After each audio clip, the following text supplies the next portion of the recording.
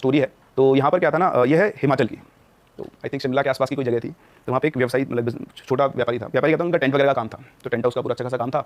उनके 2 बच्चे थे, एक था बेटा, उसकी एज थी करीबन 3 साल के 3-4 साल के आसपास की एज थी, और एक बेटी थी जो करीबन 9-10 साल के आसपास की रही होगी। जो बेटे का नाम था उस टाइम पर उन्होंने सोम रखा हुआ था, अब दिस इज इंपॉर्टेंट, और बेटी का मुझे नाम नहीं पता। तो उन्होंने क्या किया, उनका पहले वो किराए के घर में रहते थे। अब किराए के घर में टेंट का सामान कहाँ रखें, तो उनको टेंट के सामान के लिए गोदाम रखना पड़ता था, उसका किराया देना पड़ता था। फिर कभी भी काम है तो पहले गोदाम पे जाओ फिर जाओ, और शहर से दूर था। तो उन्होंने घर ढूंढना शुरू किया, अपने पैसे से जुड़े थे उन्होंने, अपना बजट था उन्होंने घर ढूंढने शुरू किया। तो अलग अलग घर ढूंढे उन्होंने। तो उन्हें अपने जो शहर था उससे 4-5 किलोमीटर दूर ही एक घर दिखा, बढ़िया बड़ा घर था, उसमें घर बना हुआ था। घर के इस तरफ एक मंदिर था और पीछे बहुत बड़ी जगह थी खाली। तो उनको ने देखा, उनको घर पसंद आ गया कि यार यहाँ पीछे वाली जगह पर तो मैं अपना टेंट का गोदाम बना लूँगा, घर है ही, घर पुराना था, उसमें कोई रह नहीं रहा था। तो उन्होंने पसंद आ गया, घर पसंद आ गया। फिर उन्होंने अपनी बीवी को दिखाया, बच्चों को, सबको पसंद आ गया। अच्छा, जब इनको पैसे का पता लगा तो जितना बजट लेकर चल रहे थे उससे कम बजट में वो घर था। उससे पहले जितने भी घर देखे उनके बजट में छोटे थे, लेकिन ये घर बड़ा भी था और अपने बजट से कम में भी था। बिल्कुल आप वही सोच रहे हो ना। मैं तो ये सोच रहा हूँ जो घर खाली होगा कभी नहीं लूंगा जिंदगी में, और प्लस जो कम बजट में है और एरिया बड़ा है तो वहां तो बिल्कुल नहीं जाना है। और अगर कोई मजबूरी यार यही लेना है, मतलब कुछ ऐसा आ रहा है कि भाई नहीं लो भाई, घर ही मत लो। ये सबसे कॉमन पॉइंट होता है। हाँ। भाई कुछ भी चीज खरीदने का लालच सिर्फ पैसा ही होता है। अगर वो कम दिखा रहा है तो समझ जा कुछ तो गड़बड़ है। पर यहाँ उसका लॉजिकल रीजन था कम होने का। सो मैं इसलिए कहता कि आप वही सोच रहे हो ना, तो बदलने वाला है अभी। कहानी में ट्विस्ट है। हाँ। सो अब आसपास वाले लोगों से बात की तो आसपास लोगों ने बोला कि ये घर में तो भूत रहता है। बोले यहाँ पहले भी एक फैमिली रहती है, वो कुछ दिनों में खाली करके चली गई। तो अब किससे पता करें, तो उन्होंने ओनर को कॉल किया। जो ओनर थे वो दिल्ली में रहते थे, उनका मेडिकल स्टोर वगैरह कुछ था यहाँ पर। तो उन्होंने फोन किया कि भाई साहब घर तो मुझे पसंद आ गया है, लेकिन एक तो इसकी कीमत मार्केट से बहुत कम कर रखी है आपने, और दूसरा गाँव वाले बोले कि घर तो शापित है, इसमें भूत वगैरह रहता है। तो उन्होंने बोला अरे भाई साहब मैं आपको सच्चाई बताता हूँ, फिर आप देख लेना। तो उन्होंने बोला कि ये घर मेरा नहीं है, मेरे चाचा जी का है। वो तांत्रिक थे और वो इस गाँव में लोगों की हेल्प किया करते थे, किसी कुछ हो गया, छोटा मोटा काम हो गया, पूजा वूजा करवानी करवा दिया करते थे। तो इस तरह से वो तांत्रिक थे, इसलिए गाँव वाले बोलते हैं कि उनका भूत है घर के अंदर। बाकी मैं क्यों इस घर को बेच रहा हूँ, क्योंकि मेरे उनकी कोई संतान तो थी नहीं, मैं इकलौता वारिस था, तो मुझे तो घर मिल गया। तो उसने बोला अच्छा ठीक है, तो आप यहाँ के क्यों नहीं रहते? बोला भाई साहब मेरा यहाँ पे बड़ा काम है, मेडिकल स्टोर, बहुत बड़ा मेडिकल स्टोर है मेरा, मेरे 20 बच्चे हैं, बच्चे स्कूल में पढ़ते हैं, मैं पागल हूँ जो दिल्ली छोड़ के वहाँ के रहूँगा गाँव के अंदर, ठीक है। और ये घर वैसे भी मैंने अपने पैसे से खरीदा ही नहीं है, ये तो मेरे चाचा ने दे दिया मुझे, मेरे को विरासत में मिला है, तो मुझे कोई फर्क नहीं पड़ता कितने में बिक रहा है, ठीक है। और दूसरी बात ये आप कह रहे हो कि इसमें कुछ है, तो इसमें मैं खुद रह चुका हूँ, 1-1.5 महीना आया था छुट्टी बनाने में, मुझे तो कभी कुछ नहीं फील हुआ, ठीक है। बाकी गाँव वाले जो बोले वो बोल सकते हैं, मैं कुछ नहीं कर सकता उसका। तीसरी चीज़ ये है कि अगर आपको इस कीमत में इतना बड़ा घर मिल जाए तो वो ले लो, ऑफर आपके सामने है, लेना है तो लो, वरना कोई दिक्कत नहीं, पड़ा रहेगा, मेरा कोई फर्क नहीं पड़ता, मुझे बिकेगा तो भी बढ़िया और नहीं बिकेगा तो और भी बढ़िया, पड़ा रहेगा। फोर्स नहीं किया, मतलब अपने ऊपर छोड़ दिया, लेना छोड़ दिया, बता दी सच्चाई है। अब आप गाँव वालों की मान लो, मेरी मान लो या अपनी मान लो, आप डिसाइड करो। अब आदमी धर्म से कट फंस गया, फिर किसके पास जाएगा? बीवी के पास। बीवी के पास पहुंचा, बीवी से पूछा तो बीवी बोली कि देखो अगर लोग कह रहे हैं तो घर लेना तो नहीं चाहिए, लेकिन ऑप्शन भी क्या है, तुमको अपना काम भी करना है, तुम बहुत दिनों से सोच भी रहे हो, तो बेसिकली ड्रीम हाउस था उनके लिए। तो उसकी बीवी ने बोला कि काम करते हैं, चलते हैं घर में पूजा पाठ करवा लेंगे, रह के देखते हैं। तो बोला ठीक है। अब भाई डील हुई, मकान लिया। मकान लेके थोड़ा बहुत रेनोवेशन कराया। अच्छा हाँ, उसने एक और चीज़ कही थी कि आप एक काम करो, आप ले लो घर, वैसे ही पुराना घर क्या रहोगे, इसको तोड़ दो, बढ़िया पूजा पाठ करवाओ, नया घर बना लो।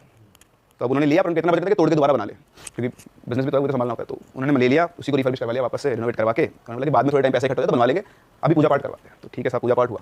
अब जैसे ही पूजा पाठ हुआ घर में, तो सब बहुत कुछ लोग बोला कि अब गाँव वाले तो आए नहीं कि भूता घर है, इसमें कौन जाएगा। तो इनके खुद के क्लोज परिवार के 5-6 लोग थे, ये जो बच्चा है जैसे सोम है जो, उसकी नाना नानी थे, ये सब थे।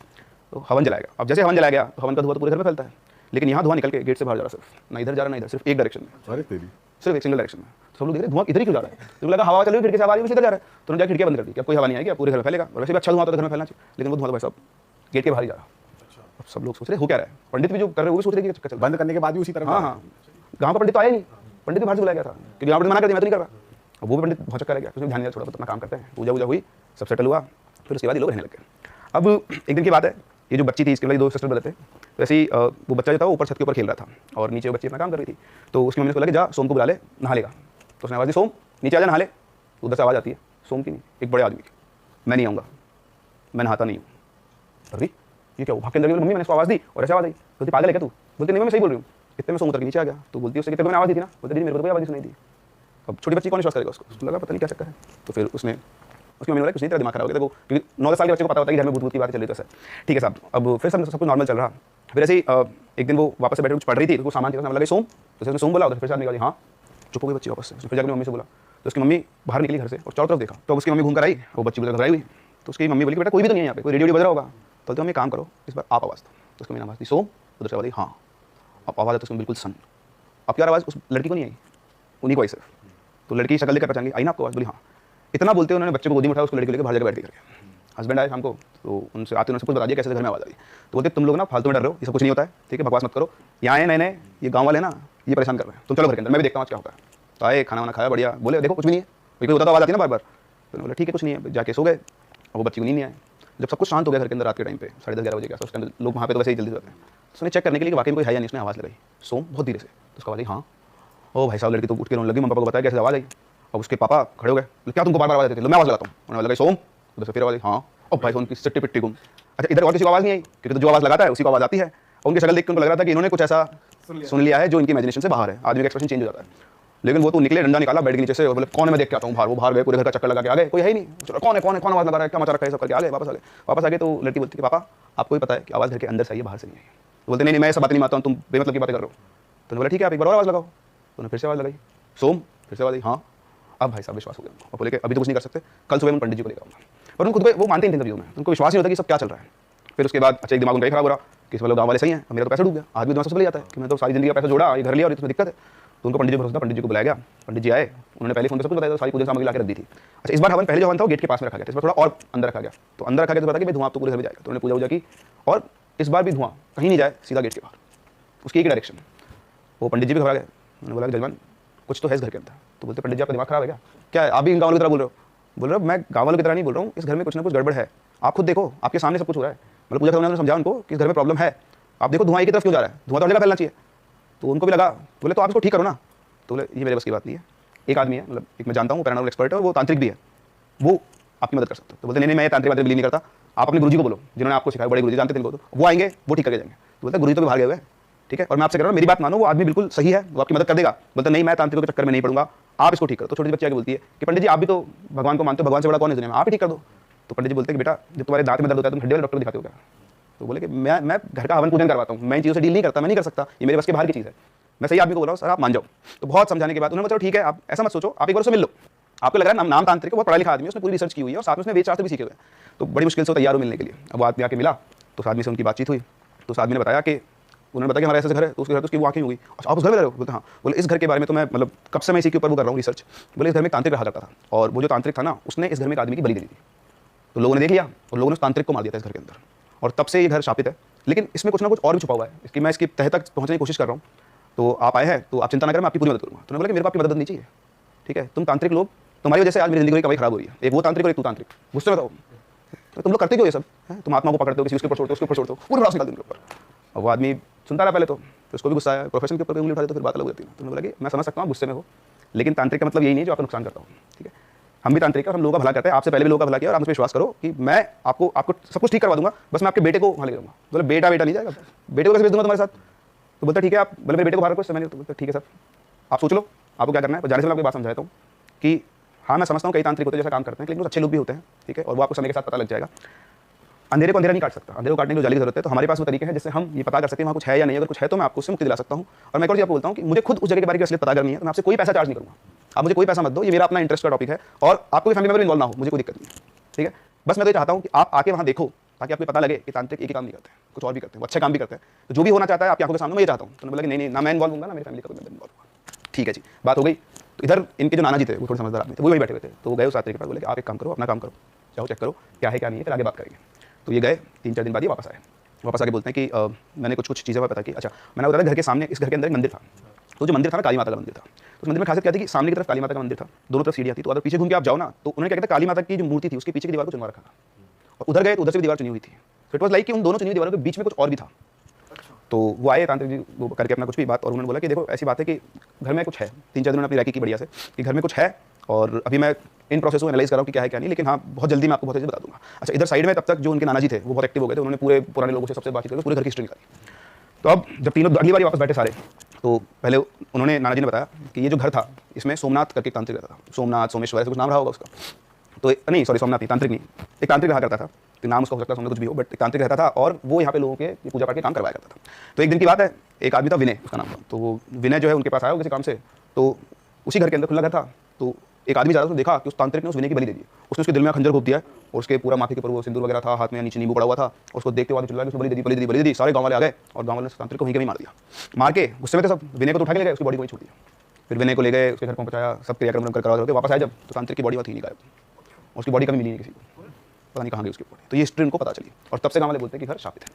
ठीक है, इधर से ये जो थे तांत्रिक इन्होंने बोला कि हाँ बिल्कुल सही बोल रहे हैं, ये सही बात है, लेकिन पता नहीं क्यों मुझे लगता है कि इसमें कुछ और भी सच्चाई छुपी हुई है। तो अब मैं कल अनुष्ठान करने वाला हूँ, कल मैं अपना पूरा प्रोसेस करूँगा। मैं चाहता हूँ कि आप लोग भी आए। वैसे सब कुछ रात के टाइम होता है 12 बजे के बाद, क्योंकि उस टाइम पर ये शक्तियाँ बहुत होती हैं, उसे कम्युनिकेट करना उनके लिए आसान रहता है। लेकिन सिर्फ इसलिए कि आप देख पाएँ, ये देख पाएँ कि मैं गलत नहीं हूँ, और हम जैसे लोग गलत नहीं होते, हम आपकी हेल्प भी करते हैं, इसलिए मैं चाहता हूँ कि आप वहाँ पर आए। तो पहले तो उन्होंने मना किया, लेकिन फिर वो मान गए, चलो ठीक है। अब ये जब बोले तो जो लड़की थी बोली मैं भी चलूंगी साथ में, तो उसको बहुत समझा, नहीं बोले नहीं मैं चलूंगी, मैं देखूँ। तो उनके फादर थोड़े से स्ट्रॉन्ग किया है, बच्चों को दिखना चाहिए ना, डरना लगा कभी। तो छोटे बच्चे को घर छोड़ दिया, तो इनके नाना, फादर और वो लड़की तीनों वहाँ गए घर। तो इनको घर के बाहर, गेट के बाहर खड़ा कर दिया। अच्छा, उनके साथ जो तांत्रिक के साथ 2 उनके बंदे आए थे, एक का नाम था दीपक आपकी मुस्कुराहट से समझे कि हमें से किसी का नाम आने वाला है। दूसरे का नाम था राघव। तो उनके असिस्टेंट थे, उनके शिष्य थे वो भी। तो ठीक है, तो अब सारा सामान लेकर आया, तो बहुत सारा सामान बीच घर के बिल्कुल बीच में हवन लगाया गया, और मंदिर से थोड़ा इस तरफ, और वहाँ पर इतना था कि विजिबल थे, जो बाहर खड़े थे वो देख सकते हैं उनकी सहूलियत के हिसाब से। ये जो मेन तांत्रिक थे उन्होंने से गोला बनाया किसी चीज़ से, और उस गोले के अंदर बैठ गए, तो उसको सुरक्षा घेरा बोलते हैं। जब वो कुछ ऐसा करते हैं तो उससे बाहर नहीं निकल सकते, बाहर अगर निकल गए तो एंटिटी गेम कर सकती है। एक गोला सामने बनाया, एक गोला इधर बनाया, ऐसे 3 गोले बना लिए। और उन्होंने अपने मंत्र बोलना शुरू किया, और फिर जो दीपक था उसको बोला कि बैठो, वो आके बैठ गया। बैठ के थोड़ी देर उसने अपने माथे पे सिंदूर लगाया, वो प्रोसेस होता है पूरा। फिर वो मंत्र बोलना शुरू किया उन्होंने, थोड़ी देर के बाद उसकी बॉडी के अंदर शिवरिंग शुरू हुई। तो शिवरिंग शुरू हुई, वो समझ गए कुछ आया, तो उन्होंने पूछा कौन है तू? तो बोलता है सोम। अच्छा, क्या कर रहा है यहाँ पे? तो बोलता है कि उसने मुझे कैद कर रखा है। तो बोलता उसने किसने? तो डर लगे, नहीं मैं नाम नहीं बताऊंगा। उसका बोल के गायब, बॉडी निकल गया, बेहोश हो गया। और बेहोश हो गया तो उसको वापस उन्होंने होश में लाए, तो फिर उसको बोला कि तू जा। वो गया उधर, राघव खड़ा, पूछता क्या हुआ? बोले कुछ नहीं भाई, पता ही तेरे को, उनको आपसे पता ही था। ठीक है, तो गुरुजी ने उसकी तरफ देखा, राघव तैयार हो? बोले हाँ आ जाओ। वो आया, वही गोले पे बैठा, फिर उसके ऊपर वही मंत्र चालू। थोड़ी देर बाद वो भी शुरू करके वापस से पूछा कौन है तू? बोलता सोम। ठीक है, और थोड़ा स्टेबलाइज किया उन्होंने, वापस नहीं जाए। उन्होंने पूछा कि क्या है, मतलब तेरे अलावा यहाँ कोई और भी है क्या? उसने बोला हाँ। बोले कहाँ पर है? सामने देखो, ऐसे घबरा लगे बोलते। बोलते घबरा मत, मैं यहाँ पर हूँ, तो मुझे बता वो तांत्रिक की आत्मा यहीं पे है क्या? तो बोलता हाँ। तो इतना बोले गायब, तो वो बेहोश हो गया। फिर अच्छा, ये सब वो सामने से वो लोग देख ही रहे थे। फिर उसने थोड़ा देर बैठे रहे वो लोग आपस में, उन्होंने अपने दिमाग में लगाया। फिर उन्होंने दोनों को एक साथ बुलाया कि दोनों आ जाओ यहाँ पर। तो इधर दीपक और इधर राघव दोनों को बिठाया, और फिर उन्होंने वापस से अपने मंत्र बोलना शुरू किया। और जैसे थोड़ी देर उन्होंने बोले, तो इधर तो जो था राघव मुँह से शिवर हुआ, थोड़ी देर उसके अंदर वो आ गया सोमनाथ।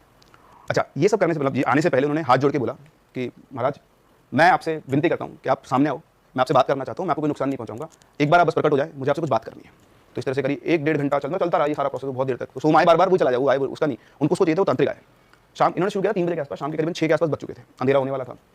6 बजे के आसपास जाकर एकदम से उसकी बॉडी के अंदर बहुत तेज मूवमेंट हुए, बहुत फियर्स मूवमेंट हुए, और बहुत तेज हिलने लगे इधर से, जैसे उनको लगा। और उनके यहाँ से इनकी मंत्रोच्चारण बहुत तेज हो गए, और इनके से मंत्रोच्चारण तेज हुए, वहाँ से उसकी बॉडी बहुत तेज हुई। फिर उसने आँख बंद कर ऐसे जो हवन सामग्री थी ना, यूँ उठा के सारा अलग अलग तरीके से डाल लगे, तांत्रिक डालते। और डालने के बाद वैसे दोनों पैर से फोल्ड करके बैठ गए, बोले बोल क्या जानना चाहता है? तो जानते हो आती आवाज़ आती सबसे तो उठ गया, सीधा दंडवत प्रणाम किया, बोले प्रभु आपके दर्शन हो गए, मैं धन्य हो गया। ये तो मुझे पता है कि यहाँ जो भी कहानी चल रही है वो सत्य नहीं है, अब आप ही मुझे बताओ कि सत्य क्या है। तो उन्होंने उधर की तरफ देखा, राघव की तरफ, बोल क्या हुआ था उस दिन? तो इधर से उसने बोलना शुरू किया कि मेरा नाम सोमनाथ है, मैं उस गांव में अनुराधा नाम की लड़की थी, मुझसे प्यार करता था, तो वही मुझसे प्यार करती थी, और ऐसे चलता रहा हमारा रिलेशन। फिर थोड़े दिनों के बाद मुझसे कटना शुरू हो गया, मतलब मुझसे दूर जाने लग गई। तो मुझे पता लगा उसके घर वालों उसकी शादी कहीं और तय कर दी। मैं झेल नहीं सकता था कि उसकी शादी कहीं और हो जाए, तो मैंने नदी के अंदर कूद के अपनी जान दी थी। फिर उसके बाद तो ये सबको पता था गाँव में कि उसकी डेथ हुई थी। तो वो से नाना जी थे ना, उनको पता थी स्टोरी, मतलब पता था कि ऐसे एक लड़के ने जान दी थी, वो लड़का ये है। फिर एक दिन अनुराधा जो थी नदी के किनारे से निकल रही थी, तब मैंने उसकी बॉडी को पजेस कर लिया, मैं उसकी बॉडी के अंदर आ गया, और अंदर आके मेरा एक ही काम था, विनय को मारना, क्योंकि उसी ने मेरे अनुराधा को मुझसे अलग किया था। तो इस तरह से वो अनुराधा के अंदर आ गया। वो विनय को पता लगा, जब से इंटरेक्ट किया तो लगा कि तो वो है। तो विनय उन तांत्रिक को जानता था। तो विनय तांत्रिक के पास उनसे बोला कि आप ऐसे मेरी होने वाली बीवी है, उसके अंदर ये आ गया है, तो आप इसको मुक्त करवाओ। तो हेल्प करते थे, तो बोले ठीक है तुम ले आना। तो लेकर आए, उन्होंने ऐसे अनुष्ठान किया था, तो वही सुरक्षा घेरा बनाया था, सेम प्रोसेस जैसे ही करते थे, सेम वही प्रोसेस करते थे। तो हुआ क्या कि जब वो सब कर रहे थे, तो विनय इधर बैठा हुआ था गोले में, इधर अनुराधा बैठी थी, इसके अंदर उसकी बॉडी अंदर सोमनाथ था और इधर तांत्रिक थे।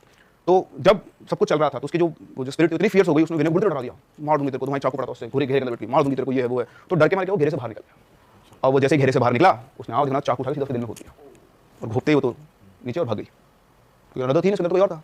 अब तांत्रिक के सामने सब कुछ हो गया, वो भाग के उठा और उठ के उसको देखने लगा कि इसमें है न, तो मर तो हो चुका था। और फिर तांत्रिक लगा मैं इसको मदद कर दूंगा। उस टाइम अनुष्ठान चल रहा था, सारे वो लगे हुए थे तांत्रिक के ऊपर, और जैसे चाकू को हाथ लगाया सामने से लोगों ने देख लिया, और उसको लगा कि इसने बलि दे दी। बोले उस आदमी का देखना हुआ और देखते उसको ही लगा, तो सारा गाँव आ गया, मेरी बात तक नहीं सुनी और मुझे मार दिया। लेकिन मैंने मरने के बाद मैंने सोम की आत्मा को पकड़ लिया, और इस मतलब बेसिकली जब गाँव वो आदमी चला तो भागा ना, लोग आए वापस, उस टाइम के उसके बीच में उसने प्रोसेस किया है। वो समझ गया था कि मेरा मरना तय है। उसने फटाफट 4 पत्थर उठाए, उनमें हनुमान जी को स्थापित किया, घर के 3 कोनों में लगाए, और चौथे कोने में लगाने वाले थे, गाँव वाले आ गए। और वो इसलिए लगाते कि जो सोमनाथ था उसकी जो स्पिरिट उसको ट्रैप कर लिया था, अब वो इस घर से बाहर नहीं जा सकती थी। तो चौथा पत्थर रखने वाले थे, तब तक तो सब गेम हो गया, वरना उसके बाद तो फ्री हो जाता वो। लेकिन चौथा पत्थर नहीं रख पाया, गाँव ने मार दिया। तो इसलिए मैं यहाँ रुका हुआ हूँ कि अगर मैं नहीं रुका ना यहाँ तो भाग जाएगा, और अगर भाग गया तो अनुराधा को मार देगा, क्योंकि ये उसको अपने साथ ले जाना चाहता है, प्यार करता था उससे। तो इसलिए मैं यहाँ पर हूँ। तो उसने बोला कि ठीक है, अब क्या कर सकते हैं इसका? तो बोला बस कुछ नहीं है। तो उधर वो नाना जी खड़े थे, सारी कहानी सुन रहे थे। तो उन्होंने बोला कि जिस अनुराधा की आप बात कर रहे हो उसकी मृत्यु 3 साल पहले हो चुकी है। इतना सुनते राघव मुंडे से घूमकर पीछे देखता उनकी तरफ, और वापस इधर देखता है। तो ये बात सुन के वो जो तांत्रिक थे बोलते कि तो फिर तो अब कुछ बचा ही नहीं है, मेरा काम हो चुका है, इसका जो था जिसको ये माना था तो पहले जा चुकी है, तो इसके पास अब जीवन में लक्ष्य बचता है, इसकी जो भी है उसमें बचता नहीं है, और अब मेरी भी मुक्ति है। तो बालक तूने ये सारा काम किया, मेरी सच्चाई सामने लाई, तो तुझे आशीर्वाद है, तू हमेशा बढ़िया रहे, आयुष्मान हो, और मैं यहाँ से जा रहा हूँ, और ये आत्मा तेरे वाले थे, उसको जो करना है कर लेना। इतना बोल के गायब। अच्छा इस बार गए तो बेहोश भी नहीं हुआ। अच्छा एक और चीज़ बताता हूँ बहुत इंटरेस्टिंग है, जब वो आए थे ना उसकी बॉडी, तो उसकी बॉडी बहुत भयंकर मूवमेंट्स हो रहे थे, वो पूरी तरह दर्द के मारे चिल्ला रहा था। तो जब वो सामग्री डाली थी ना, तो वो बोल रहे थे उससे कि कुछ मांग रहे थे कुछ चीज़, दे मेरे को, तो मना कर रहे थे नहीं दूंगा। बोले दे मैं इसकी पीड़ा को कम कर सकता हूँ, मतलब जिसकी बॉडी में आ रहे थे, तो उसको लग रहा था कि मार देंगे इसको, तो बोले नहीं दूंगा। बोले चाकू मांग रहे थे, हाँ, बोले दे मैं इसकी पीड़ा को कम कर सकता हूँ। तो फिर जैसे दिया उन्होंने कुछ किया, चाकू से हल्का सा कुछ बनाया और फिर वो शांत हुए वहाँ से, मतलब उसकी जो बॉडी में। तो बहुत फियर्स, बहुत ज़्यादा वो था ना, पोटेंशियल बहुत ज़्यादा था उसका। फिर वो निकल गए, फिर अब उसकी तरफ देख रहे हैं, तो उन्होंने बोला कि इसका भी क्या करना है। वो जाते थे बोले कि इसका कुछ है नहीं, तुम करोगे कैसे, कोई मुक्ति दिलाई दो। तो फिर उसके बाद जो सोमनाथ की थी उसका कुछ पिंडदान विंडदान किया गया, उसकी स्पिरिट को फ्री करवाया गया। फिर उसके बाद उस घर में कभी कुछ नहीं हुआ। ये लोग कुछ टाइम तक वहाँ पर रहे, मतलब अच्छे खासे टाइम तक ड्यूरेशन तक रहे। फिर उसके बाद वहाँ से शिफ्ट कर गए, आज भी लोग उस घर में रहते हैं।